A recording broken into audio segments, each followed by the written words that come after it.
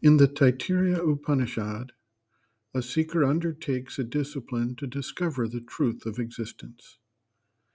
He first lands upon the idea that the material existence is the truth, as it is the basis and foundation of his existence.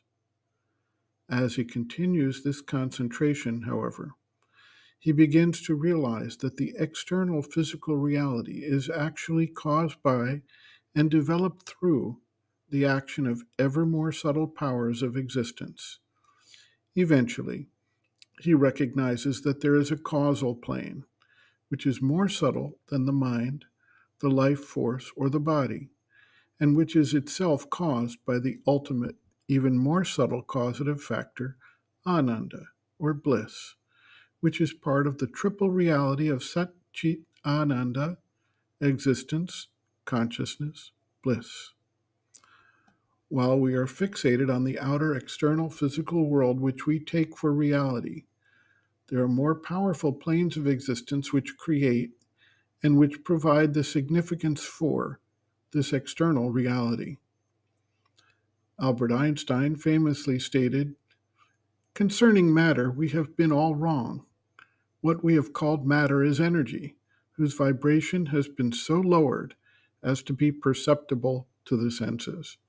Matter is spirit reduced to the point of visibility. There is no matter." Modern-day scientists have begun to conclude that energy is not itself the ultimate, most subtle, or most causative factor. They now begin to recognize that consciousness is the causal force that creates energy. The mother observes, quote, "It, the subliminal, is not necessarily more enlightened, more balanced. No, it is more subtle. It is less dull than our outer consciousness. Our external consciousness is so dull, it has no depth.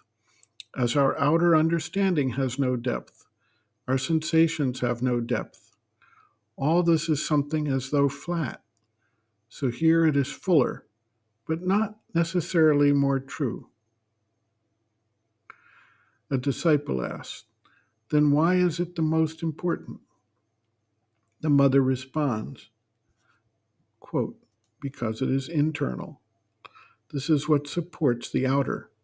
The outer is only an appearance of this. As I said, in a dream, when one goes there, one knows things which one doesn't know. One can do things. One is in touch with things which one doesn't know in the waking consciousness, because it is too superficial.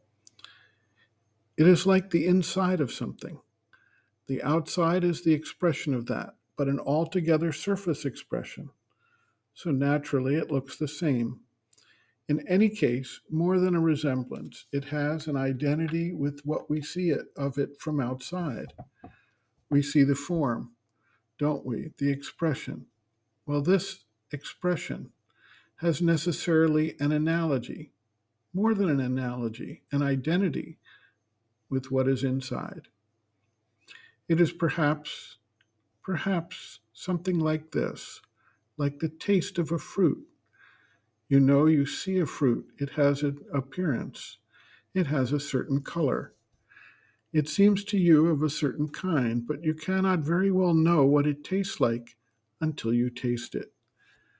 That is, until you have entered inside it. It is something like this, something analogous to this. Or maybe as in a watch. Note that it is just to try to make myself understood. It is not really like that. It is only to try to make myself understood. When you see a watch, you see a dial and the hands moving. But if you want to know the watch, you must open it and see the working inside. It is something like that. You see only the effect here. There is a cause behind. It is something like that. The world as we see it and our outer consciousness are the result of something which is behind, which Sri Aurobindo calls the subliminal.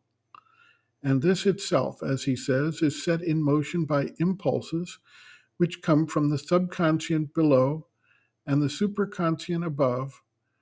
And so it is as though it were assembled here, And once it is organized there, it is expressed in the outer consciousness, the ordinary consciousness.